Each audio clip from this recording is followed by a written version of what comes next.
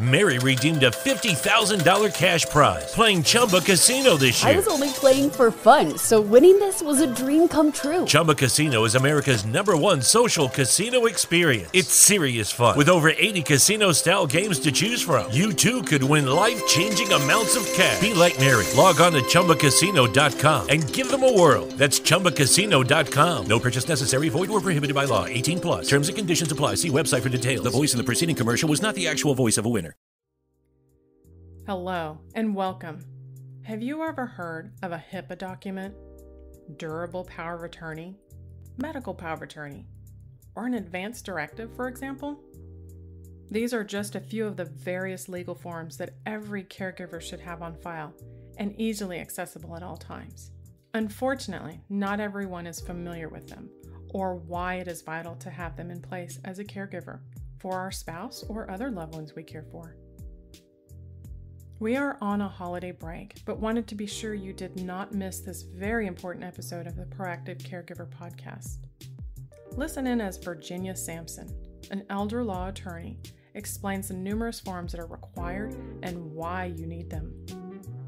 We will not have an episode next week as we will be with our family for Christmas, but we wish you and yours a Merry Christmas and Happy New Year. We look forward to bringing you more new, encouraging, and educational content after the new year. Thank you for listening. And now, here is Caregiver Compliance with Virginia Sampson. Hello, and welcome to the Proactive Caregiving Podcast. As a CPA with over 20 years as an industry accountant, Jessica stepped away from the corporate world to become a full-time caregiver for her mother. Having learned invaluable lessons along the way, she is now here to share those with you and to invite you to join her on this caregiver's journey. Here is your host, Jessica Cannon. All right. Hello, everybody. We are back today. I had to bring Virginia Sampson back on because even though last time we talked about compassion, this leads into this part of compassion. I guess you can look at it as a legal way of having compassion, but not entirely.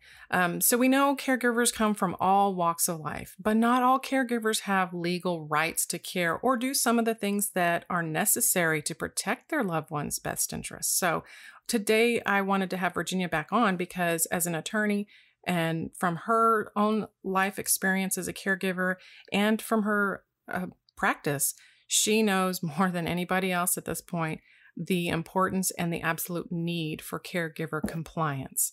And so in that vein, welcome back on, Virginia. Thank you, Jessica. I'm happy to be here. I'm so glad you are able to do this because it's not something that is out there for caregivers to know right off the bat.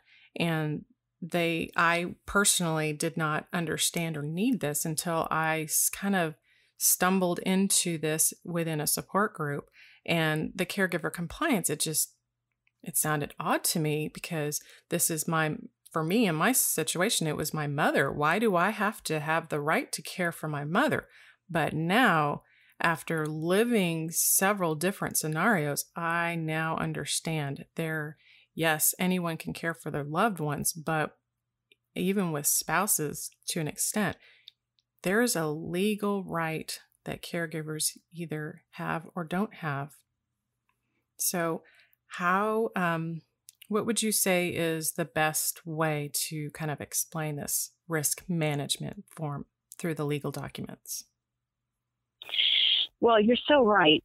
We tend to think that because it's our husband or our wife or, our parent and we're taking care of them and we know everything about them, that somehow everybody's going to listen to us automatically, right? But it's not true. There are state laws, and each state is a little different. There are state laws about who can make decisions for other people. And so if you want someone to recognize it, whether it's a bank for a financial or the hospital for healthcare, most of the time you have to have the designated form that's sanctioned by the legislature here in the state of Texas to be able to make decisions for your loved one in whatever arena it may be. So I typically recommend, there's like 5 basic documents I think caregivers should have. And so one of them is, do you want me to just continue? Yes, please. Okay. So if you want to handle financial matters, right, if you're married, if you have joint accounts or joint assets, it's probably not too much of an issue unless it's real estate or cars, things that require titles. Mm-hmm. Because believe it or not, you as a spouse cannot sign the deed on behalf of your spouse, even if they're incapacitated, without having proper legal authority. And so for financial matters, that proper legal authority is called a statutory durable power of attorney. And what that does is appoint an agent. So the person executing the document, so say, for example, my mom took care of my mom, and she needed me to make financial decisions for her. So she signed a durable power of attorney that appointed me her agent to make financial decisions for her. And it can be rather complicated or very simple.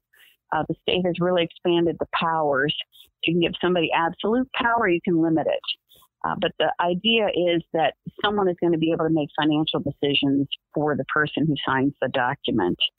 And that can come into play, like if you want to put your loved one needs to go into their community, lots of times they don't want to admit them unless you have this document. Right. Because they need to know who's going to make financial decisions for the person, the resident. Definitely, that resident, and that's definitely one of the things I experienced myself is who's financially responsible for it, because you're dealing with someone who may be mentally incapacitated, and how do you press responsibility on that individual? You can't. Yes, and right. So if you do one of these, I recommend that you take it. So if you do it, and it's executed, it has to be notarized, then you provide a copy to all of the banks or any financial institution where the person who signed the document has accounts. Because they have a certain number of days in which to object to it. And if they don't, then they've accepted it. And even if you don't need to make decisions for the person right now, the bank has that form. And so you don't have to jump through a lot of hoops if something happens and you have to make some decisions for the person. Right. So that's very important. And again, if your loved one becomes incapacitated mentally, you've already got that document, and you can make that document effective the day you execute it, or wait until you're determined to be incapacitated. So with younger people, I say when they become incapacitated, if it's an older person with some health issues already, I usually recommend that become effective the day they sign it. Definitely. And so that definitely becomes the best practice, I guess, as far as timing goes, because that is the question I've had too. When is a good time to do this? So I went through this with my own parents, right? So my parents didn't move to live near me till my mom was already kind of ill. She already had some dementia and a variety of other health issues. So we didn't have these documents when she came. And the issue does become, if your loved one has some mental impairment, can they still execute these documents? And the timing is important, because I don't mean to scare people, but if you don't have these documents, oftentimes you can have to have a guardian appointed for your loved one, which is a court proceeding, can take months or longer, and can be expensive because you really primarily have to have an attorney do it. And it can create family conflict, because the judge is going to decide who's going to appoint this person, who the guardian is going to be. Mm-hmm. And that may not be necessarily the person that your loved one wanted. And everybody has different, maybe 2 or 3 people want to be guardian, and it can create some conflict and stress, not only for those people, but also for your loved one. So I think sooner is definitely better. And I think before a person becomes sick is probably the best time. I just tell everybody over the age of 18. Mm-hmm. And when I'm talking to older clients, if they're already sick, they're feeling vulnerable, right? They're feeling already like they're losing control of their life. True. And they're feeling very threatened. So it's harder when they're farther along in the disease process, even if they're mentally still competent to do it, right, to get them to cooperate. So typically what I tell people is that this is for you to have you so that you can have more control as you age, because we're all going to age. Mm-hmm. And the truth is most of us are going to reach a point where we're not going to be able to manage our own affairs. And who do you want to do that for you?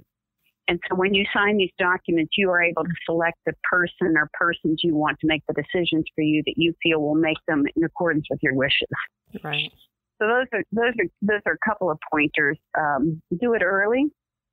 Present it as you are going to maintain control. And then if it doesn't work with you talking to them, sometimes you can get someone that they trust, a minister, a financial advisor, an attorney. Sometimes coming from somebody other than a family member, Mm-hmm. people are more receptive to getting the documents done. Definitely. It doesn't feel as invasive, I guess, when someone else is coming forward, because it's someone else is speaking to their best interest and whatever issues might be there with the family, because, family drama can take precedence sometimes. It's not so much of a threat at that point. Right. And don't forget, people won't say to me, oh, my parents are healthy. We know that can change in an hour. Right. And, we all get along, and we know that can change too, because family members just respond differently to stress. Yeah. Right. You're all getting along now, but your parent gets sick or somebody gets sick, and all of a sudden some people just come unhinged. Absolutely. And they're not very rational. Right. So, I would say just get it done sooner rather than later. And if you can kind of present it to people like that, people usually know a last will and testament, right? And these are just kind of documents they should have, just like they should have a will, Mm-hmm. right? It's like you plan for your retirement, you plan for all kinds of things. This is just planning for the aging process. That's true. Because we are all going to age. So I try to present it like that to people, and then they usually feel much less threatened. I also get a question, can people with dementia or Alzheimer's execute the documents? It really depends where they are in the disease process. Mm-hmm. The standard is that they have to be able to understand the nature of the document they are signing. Okay. So people with dementia can do that. I mean, my mom had dementia, but it had not progressed to the point where she couldn't execute some documents. Right. So that's another reason sooner rather than later, because especially if they even have the beginnings of dementia or Alzheimer's, we know that can accelerate quickly. Mm-hmm. And you want them to be able to do it, because again, without the documents, then if it becomes necessary, then they have to go to court and have a guardian appointed, and then they lose total control. Right. So. Right. And I'm glad you mentioned that, because it's especially for people who are in dementia, even depending on what form of dementia they have, there are the 7 stages. And when Mom signed her documentation and we went through this process, Mom was probably in her stage 3. So she definitely, there was some issues, but she still was able to sign the documents and understand what she was signing. Right. They don't necessarily have to understand every nuance, but they have to know that if they're signing this document, that they are giving authority to another person to make financial decisions for them. Right. Right.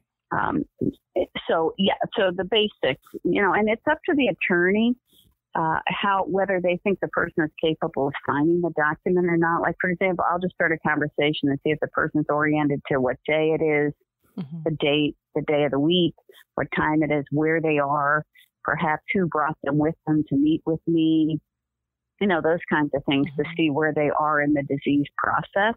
Right. And I make a determination from there. And every attorney is a little bit different, but ethically, we should not be having people sign documents who cannot understand the nature of it and not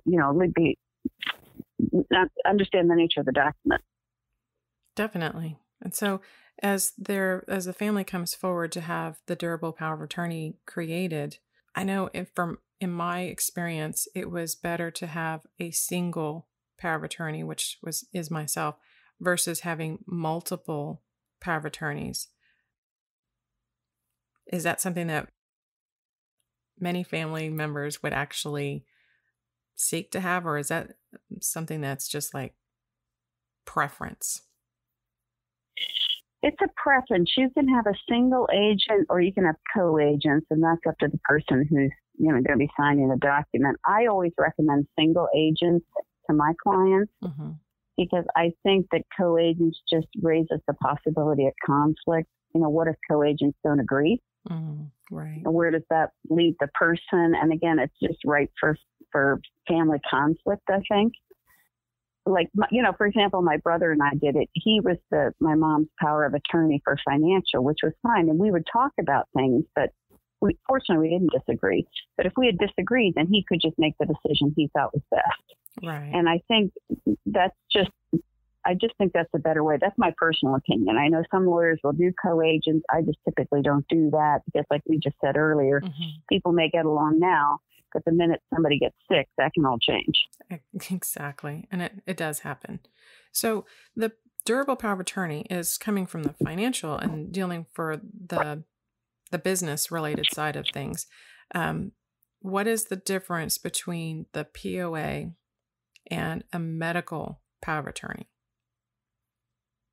So the medical power of attorney authorizes someone to make healthcare decisions for the person signing the document when they cannot make the healthcare decisions for themselves. So the agent on the medical power of attorney does not have authority unless someone has determined that that person cannot make healthcare decisions for themselves. Now, there is a statute on that sets out who makes decisions. And, typically one spouse can make healthcare decisions for another spouse, even in the absence of this document. But again, what if something happens to both spouses, and then once the spouses are not available to make decisions for each other, it becomes a bit more complicated. True. So it's good, again, to have this document. And again, like I've had clients that have, several children, but they'll designate one on the medical power of attorney because that's the person they feel will make the healthcare decisions in line with what they want, maybe more than the others. So that's a consideration. Some people just do firstborn, right? Whoever the firstborn child is, people seem to understand that. So you can have co-agents again on this, but I'm not a fan of that. Right.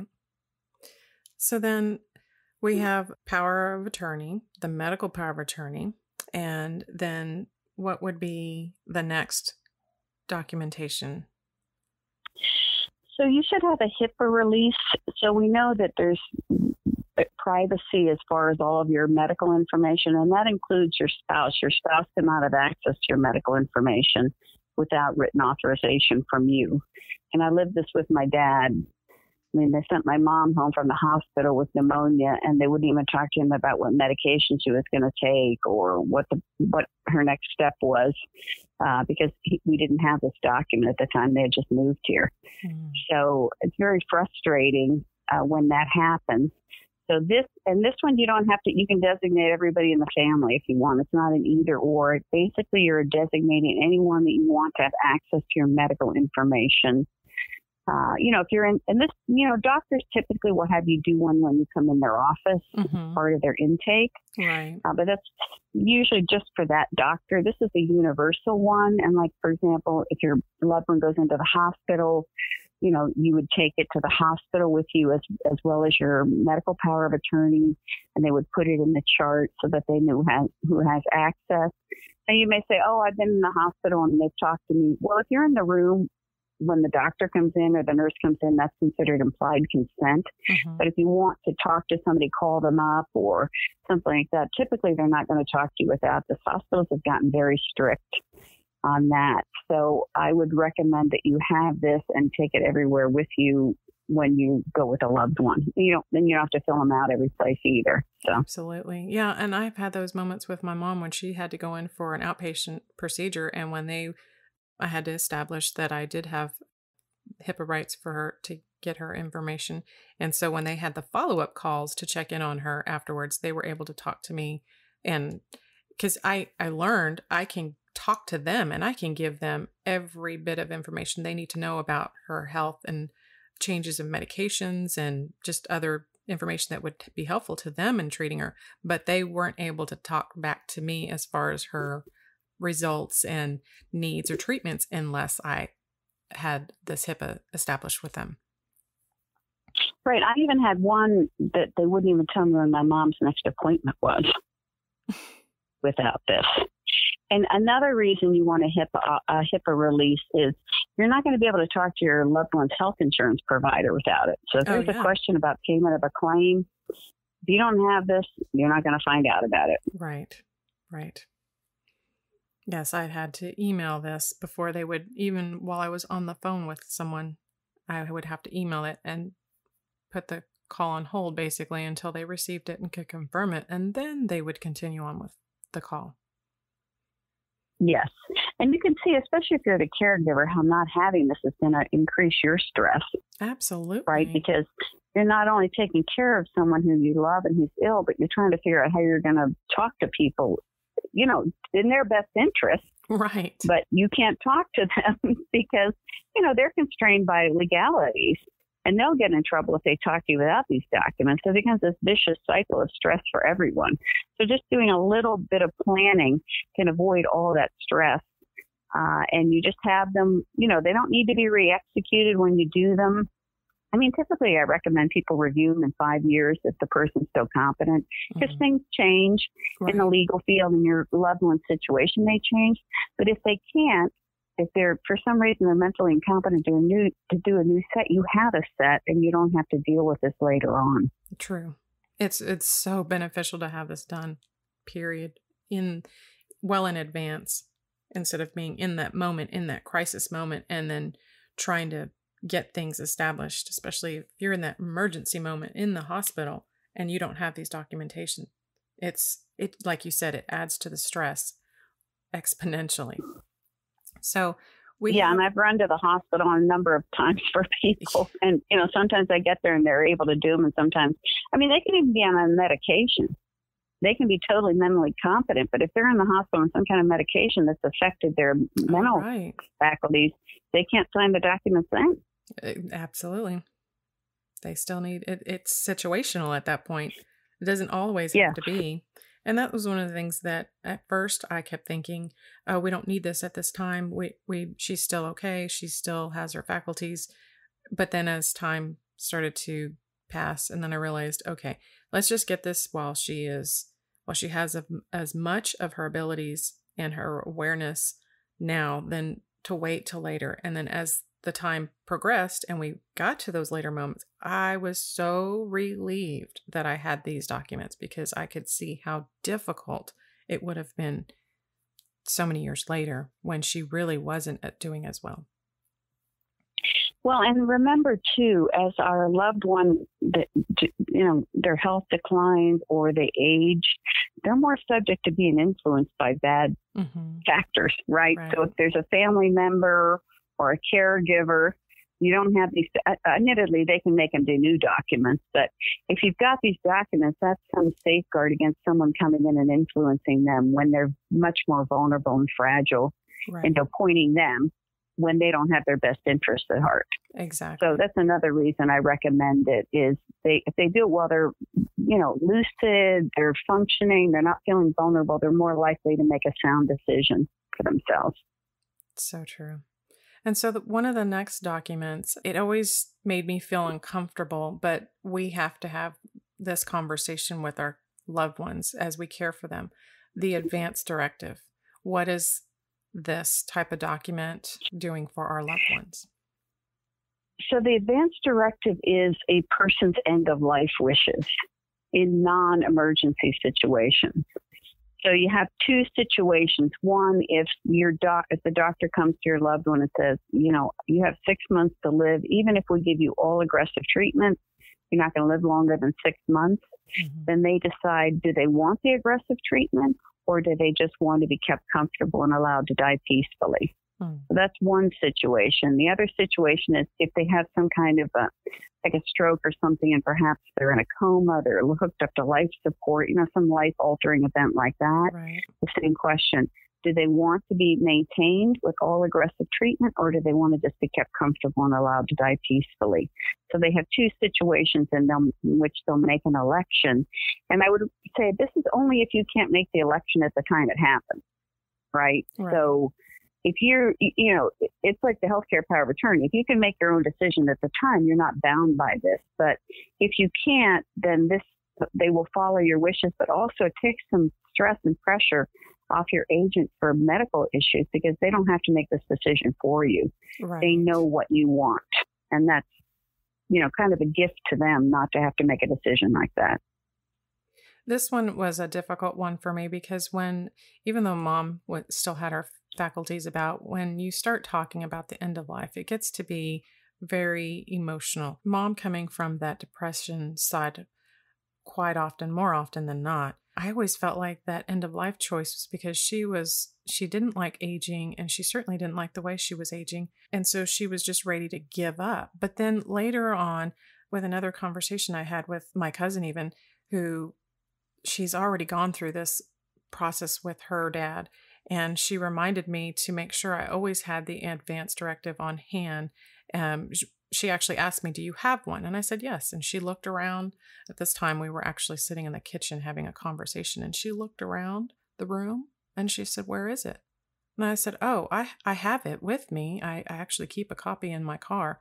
And she looked around again and she goes, but I don't see it out here. And I said, well, why? And she said, if you have that emergency moment and you've got to call 911, you got to call that EMS, you need to pull that copy off the refrigerator or pull it out of your drawer, and you need to hand it to them. Because when it comes to end of life situations and you have those emergency moments and you do have to call 911, their response is to fight for life. And if your loved one has already signed an advance directive that says do not resuscitate, you're going against their wishes. And if you are going against their wishes, because emotionally, when I had this conversation with my sisters, they didn't like that idea of having to let go of mom.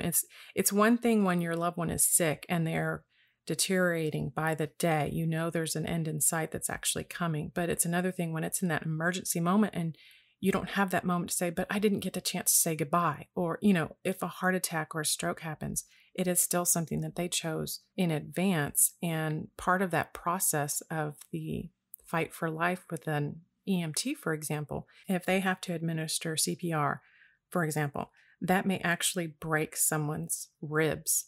And the recovery process afterwards, someone who especially has dementia is going to recover slower than they would if they didn't. And so I realized at that point, okay, I need to respect mom's choices, regardless of if this is what she wanted. It's not just because she's coming from, I'm depressed and I'm ready to let go of life. It's a choice she made, period. And that was really hard for me to accept it, but I accept it. And I have my copies in the kitchen. I had my copies in the car. I had a copy in my purse. If that's what it is, that's what it is. Right. And I think that's a conversation that's important to have with our loved ones. Again, it's not an easy conversation. They may want to avoid it, but I think sometimes if you do like you did, you put it in terms of, having more control over your life and getting what you want, people are a little bit more receptive. Also, if you do it again before they're vulnerable. Mm-hmm. And there's another complementary document to the Advance Directive, which is the Do Not Resuscitate. I think people have heard a lot. I usually get questions when I speak about that.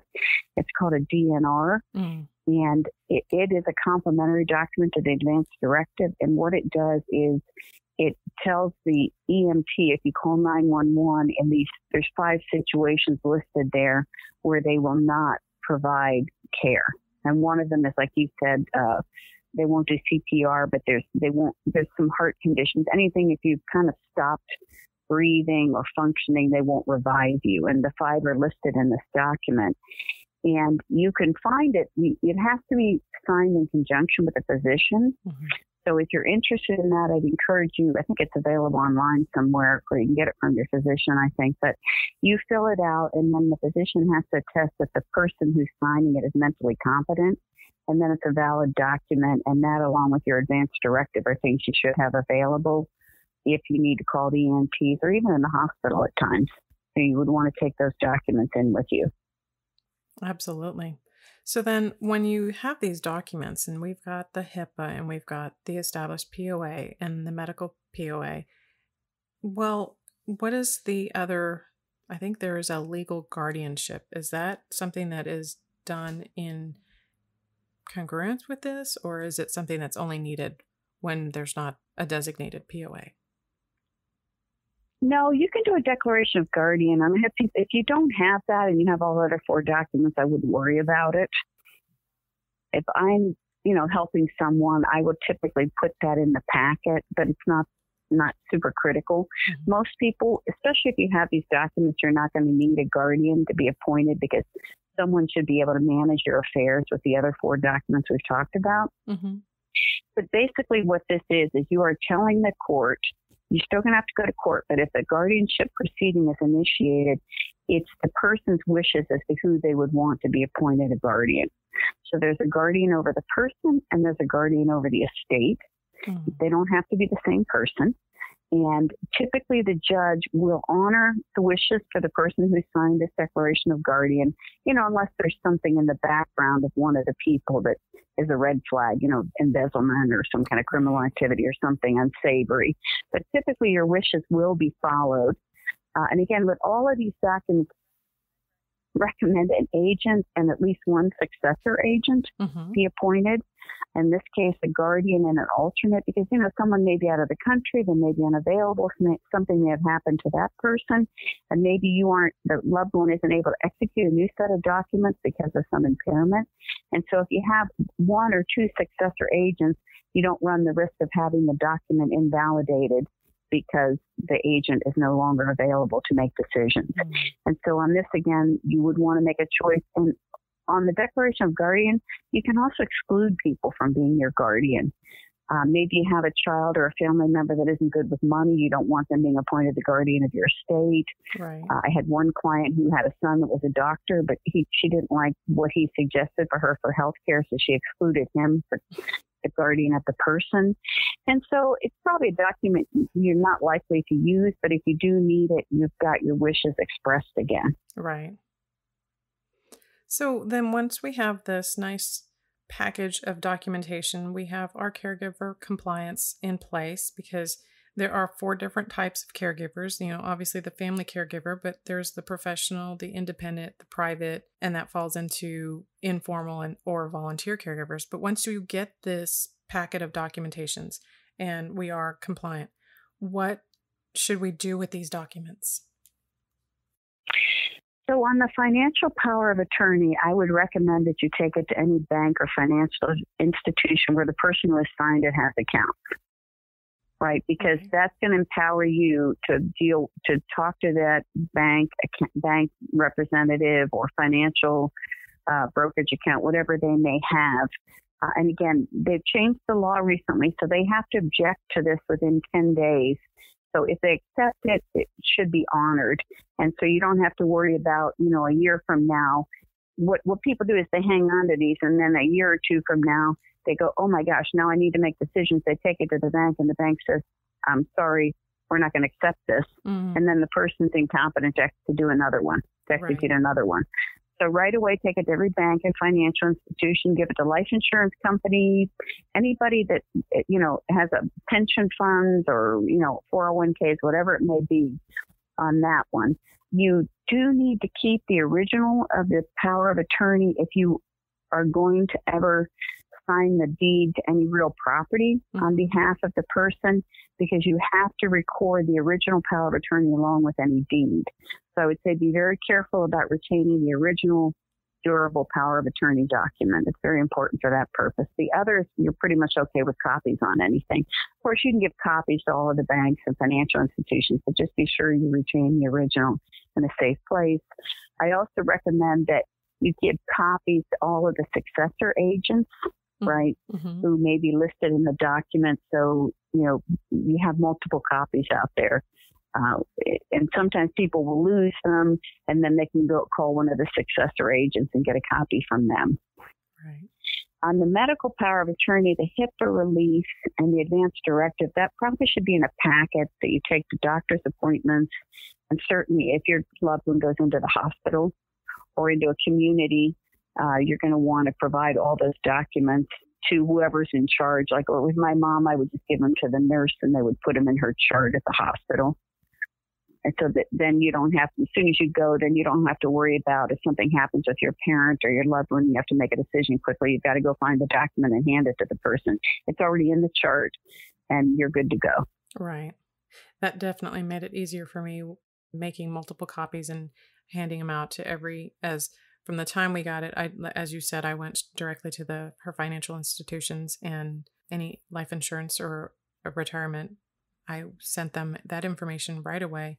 And then they, in addition to having that, sometimes, not all of them, but some of them did have their own internal form that they wanted me to sign and get, copy of driver's license, all that kind of stuff to confirm who you are. And they would attach that with the legal form as well. Yes, lots of times they have their own forms, and it's good to do those while your loved one is still competent. Mm-hmm. But yeah, definitely get that done, I would say. And that's what I'm saying. If you send this out right away, then you can get all that in place. And I would recommend you send these to the health insurance company too. If they're on Medicare, you can give it to the government. If they've got a private insurance company, send it to that insurance company so you can talk to them about claims and, get authorization for any treatments that may need to be done that need pre-authorization, because they'll already have that documentation. Right. Oh, and one thing people do ask me when they do these documents, a lot of my clients will say, well, I don't want to send, one of my children or my brother or something, because I'm not going to list them. You're not obligated to disclose who you've listed or not listed. Mm. So, you can give it to the person that's the agent and any successor agents, and you could just ask that they not share that information. But it's not like you have to make an announcement to your whole family who you've selected as agents. Yeah, because that might actually add to the family drama. Why did they choose you? Because then you might get some pressure. Right. Yes. So so maybe just don't tell that person. Exactly. And that's something that, when, especially for the families that are well ahead of the game and they're taking the proactive approach to this, they can say, I want the child, either the firstborn, or maybe it's not the firstborn. I know that's what happened with when my dad passed. When it came time, since he didn't have a living will and he didn't have any of these documentations on hand, a lot of the decision making fell to firstborn. That was just their designation. And even still with that, we tried to come together to make decisions. And there are those moments, sometimes we agreed on everything and other times we disagreed. And it's a delicate situation at that point to get through things smoothly and not add more anxiety and stress to the whole situation. Right. And let's face it, most families, we're going to talk to our siblings about it or, your other parent about it. But somebody has to make the decision if everybody can't agree. Right. And that's a tough spot to be in, but it's necessary sometimes. So what happens when, say, for example, the children they know their parents, adult children know their parents, they need this, and they're trying to bring it forward, but in some cases, that person that's already ill or aging abnormally, they perceive this as that threat, as like we were talking about. What can be done, or what do you do when you have that care recipient that fights this process for the documentation? Well, I think that's when you're going to try to get somebody else involved. And remember, one reason you want to do it early, like my mom had dementia, one of the symptoms of dementia is paranoia, right? So the farther they get in the disease process, they become paranoid and they're not going to cooperate on anything. But in my case, like with my mom, there was a medical professional that she trusted that we had talked to her about it. I've had some people have their minister talk to their parents or their loved one about it. Some people respond to lawyers. They set up an appointment to come in and see me, or they have a financial advisor they trust, or just a close friend. Someone that they have confidence in, whose advice they would be open to, maybe a good person to talk to them. And you might just want to bow out of the process, right? Set up the meeting and don't stay there, because then I think loved ones can feel pressured. You just let those people have their conversation without you being present. And I think the loved one feels a little bit more comfortable discussing things if they feel like they're not hurting someone's feelings or someone isn't listening in on what they're doing. Right. Because that is definitely, and it adds to it. It's that paranoia, that perception of you're just doing this to take this away from me, or whatever it is in their mind. Right. And that's the thing. That's why I think when people get sick and feel vulnerable, even if they don't have dementia, they're less likely to execute these documents because they already feel like they're losing control over their life. And their perception is that this is going to make them lose more control, which is the opposite. It's going to give them more control, but, they don't see it that way. It's fear-based. Exactly. And there's a lot to be fearful about, because, when it comes down to the unknowns, and, You can be proactive and plan as much in advance, but there's always those unknown scenarios. The beauty of it is by having these done sooner than later, those unknowns, there's less fear in that. There's every moment I had, every situation I had where I was taking mom to the hospital for outpatient procedures, those questions would come up, and it was a relief that I had an answer, or I had a document, or I had something that I could just, here you go. And it was nice that I could just step back and say, oh, I'm glad I did that, or I'm glad I had that, because the times before that, uncomfortable, very uncomfortable. And the stress of what if this, what if that, I should have this, I should have that. And all of that went away once these documents were in place, because now it felt like someone answered those questions for me in advance. And it was also something that it was including my mom in the process, so that it wasn't that fear of you're taking this away from me. It's when it was more so that, well, Mom, I want to do the best I can for you. I want to come from a place of your best interest, but I need you to be together with me and work with me on this. And so it kind of gave us a little bit of a moment to kind of come together on. Well, yeah, and I think sometimes if you can present it, what resonates with your loved one, but if you present it oftentimes and say, look, this will help us work as a team, and also it's going to reduce my stress. It's going to allow me to concentrate on caring for you because I don't have to worry about all these legal issues. Right. They're all resolved, and I can just focus on you and getting you the care that you need. That often resonates with loved ones when you're, asking them to execute these documents. And also I tell people, adult children that come to me, do you have these documents? If you do, then you tell your parents, look, I have these documents. People have these documents. It's like having a life insurance policy. Mm-hmm. And that resonates with a lot of them too. Then they feel like, oh, okay, so I'm not being picked on because I'm old and aging, right, but this is something everyone does. And they're much more open to it. True. That feeling of this is normal. This is okay. Yeah. This is just what responsible adults do. They have these documents. So, and these documents, in a way, it almost became, it was that legal mediator for me, where when the disagreements did come up with my siblings, sometimes we were able to talk through things and figure out what is the best approach or best interest. And other times we just locked horns and we could not decide one way or the other. And that documentation that was put in place just basically said, we're going to have to agree to disagree. This helps me to take precedence, and I need to move forward, because the longer we spend time arguing and disagreeing is the longer she goes out without what she needs. Yes. And that's a good reason to just have a single agent rather than co-agents.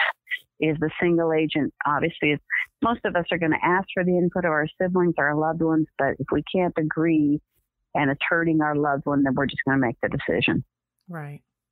And so getting all of this documentation put together, this helps caregivers to be in compliance. They have the risk mitigation, having these forms. It's the peace of mind and all of that.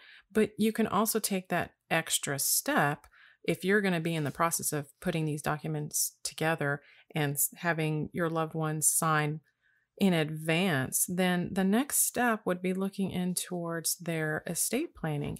And that's creating trusts or irrevocable trusts. Is that something that, I guess for me, having the power of attorney helped me be able to move forward? And so it may not have all been at one time, but it just seemed like that was the natural next step to do.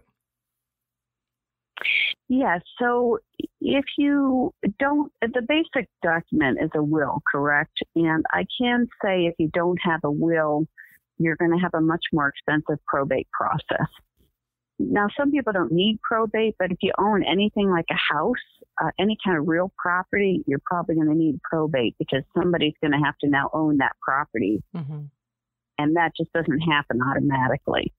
So you are increasing the stress for your loved ones, and you're increasing the cost, because the court first has to determine who the heirs are, right? And then they can probate the will. It also is critically important in second marriages, where you each maybe have kids from a previous marriage. You can leave your spouse a huge mess And I mean a huge mess, and talk about family conflict. Right. So I would suggest that at least do a will. If you want to do more estate planning, there are revocable trusts, there are irrevocable trusts. A lot of people don't need those. It just depends on the type of assets you have, how much you have in assets. Most of us, I think, especially as we get older, most of us, a will is okay, but certainly there's other things you should consider. There's also, we didn't touch on it, but there's government benefits available to pay for long-term care. I just want to touch on that. It's not necessarily estate planning, but irrevocable trust can come into play on qualifying for some government benefits. There's Medicaid, and there's actually veterans benefits that are available to help pay for long-term care, because we know that can be expensive. So sometimes consulting with an attorney to put a plan together is really beneficial. You can touch on all these things and see whether, a trust is appropriate for you. Are your loved one eligible for some government benefits? If not, how do they become eligible? And that's kind of what elder law attorneys do. We try to help prepare plans. Typically, we're called in a crisis, which, as we know, costs more and you have fewer options, and you're not going to get as good a result. But, if you're proactive and plan, you can really be prepared and really reduce your stress and the stress of your loved one by having some type of a plan. I'm not saying you're not going to have to tweak it or, something may come up that's going to change it, but it's like anything in life. You have a plan, a roadmap that's going to reduce your stress and help you give better care to your loved one. Absolutely. This is a stress reliever all the way around. I mean, and like I said before, this is another form of compassion by helping to relieve the stress of your loved one and for yourself. It is a game changer when it comes to caregiving. Yes, and it's about control again, too. If you're doing a estate plan, you're going to determine your property will pass according to your wishes. If you don't have a will, it may not. Especially if it's a second marriage, you can just about guarantee it won't. Right. And so if you want to have more control over your life and what happens after you're gone, you would want to have some kind of a basic estate plan at least. And of course, you want to tap into any government benefits because that's going to help your loved ones pay for long-term care. And that's very expensive. That's something that should not be dismissed or denied, because long-term care is, I think that's kind of what bit us in the butt, so to speak. There are those moments where we say, we've got time. We don't need this right now. Later, I'll get to this later. And that is definitely something you don't want to postpone. Yes, and even like Medicaid, which is the state program that pays most of the cost of skilled nursing, if your loved one is incompetent, somebody has to have the power of attorney to be able to go forward with the application process. Right. If you don't have an agent, you may be barred from going forward with the application process for Medicaid. So it's critical on so many levels. Yeah, this is not exactly something that a very compassionate neighbor can step in and say, I can help you with this. They may be able to make some phone calls, but when it comes down to it, you really need a designation, someone that because, we live in this litigious society. So, everyone's coming from one perspective or the other, and they're going to protect themselves from any legality. And you've got to protect yourself to be able to step forward and deal with the legal issues. So. Right. And, if you just start doing it without legal documents, you can run into some problems with your siblings. First of all, people may not respond to your request, but also you could get in some hot water with your siblings. Right. So it is partly a protection for you too, that you are the authorized agent to make these decisions. Exactly. Well, Virginia, thank you so much for coming back to speak with us again and explain the difference of this caregiver compliance and all the documentations and what they're for and how we can navigate our caregiving journey with this compliant package. I really appreciate you taking the time to share this with us. Oh, thank you, Jessica, for having me on. I appreciate your input into this as well, because I know you have a lot of personal experience with this, and I know that's invaluable to people. So thank you for having me on and for wanting to, help people with this issue, because it is a very critical issue. It is. We learn as we go. And I know that by sharing this and helping others, maybe it'll make a difference in their lives. Maybe they'll be able to address it sooner than later and avoid some of the difficulties that I went through. I don't know. But if that's how it works out, then all the better. So I hope this gave you more food for thought. And until next time, be proactive. Take care, everybody. Thank you for joining us today. We really hope you've enjoyed this episode. To learn more about proactive caregiving and to hear other episodes of this podcast, please visit www.jessicalazelcannon.com. This podcast is produced by Cannon Light Media, LLC, www.cannonlightmedia.com. Music provided by Chris Paradise.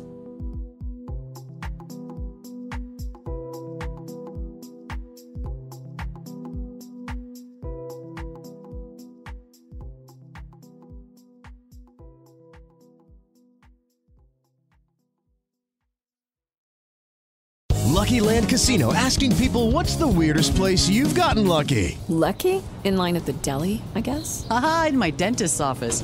More than once, actually. Do I have to say? Yes, you do. In the car before my kids' PTA meeting. Really? Yes. Excuse me, what's the weirdest place you've gotten lucky? I never win and tell. Well, there you have it. You can get lucky anywhere, playing at LuckyLandSlots.com. Play for free right now. Are you feeling lucky? No purchase necessary. Void where prohibited by law. 18+. Terms and conditions apply. See website for details.